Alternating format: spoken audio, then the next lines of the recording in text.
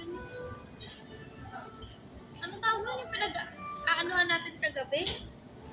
Na kapag nalasing, ano tawag? Yung nalasing tapos nagwawala. Ano tawag doon? Nanutso.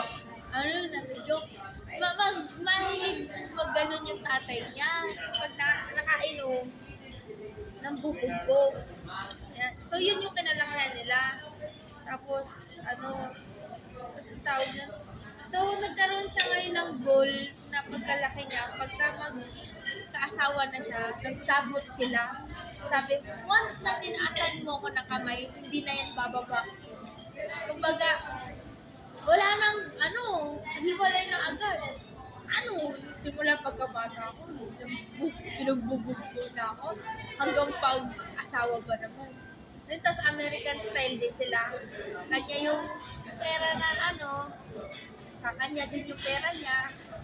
Kanya-kanya na sila ng bayad. Kailangan ganun ako. Pagkatanda ko, ganun yung gusto ko. Kaya walang away. Ang mahirap yan, paano pag na-late siya magbayad ng bills? So ako yung mag-aano niya, parang nag-happy. Pagka wala yung tao, hindi na maiwan, hindi na magbayad.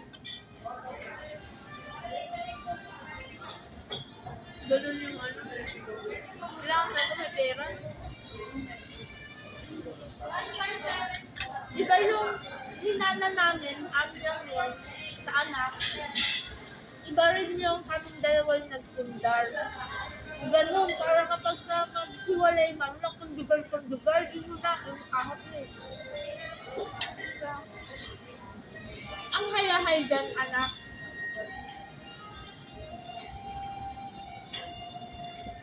Tamang mindset.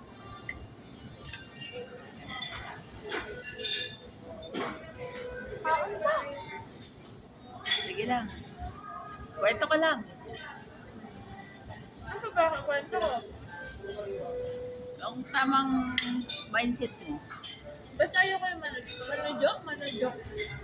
Manutso. Ayan, ayoko yung manudyo. Kaliwat kanan na tatay ko, ganun. Walang mapili eh.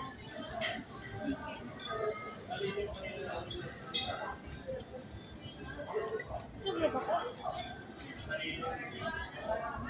Hindi ka pa ba magbusog dyan? Pangalawang kanin ko nito, paano hindi magbubusog?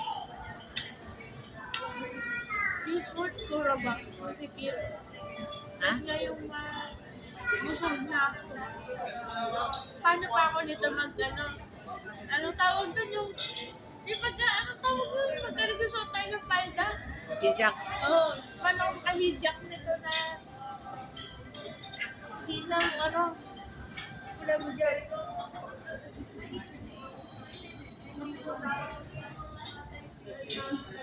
Matukan pa ako. Ha?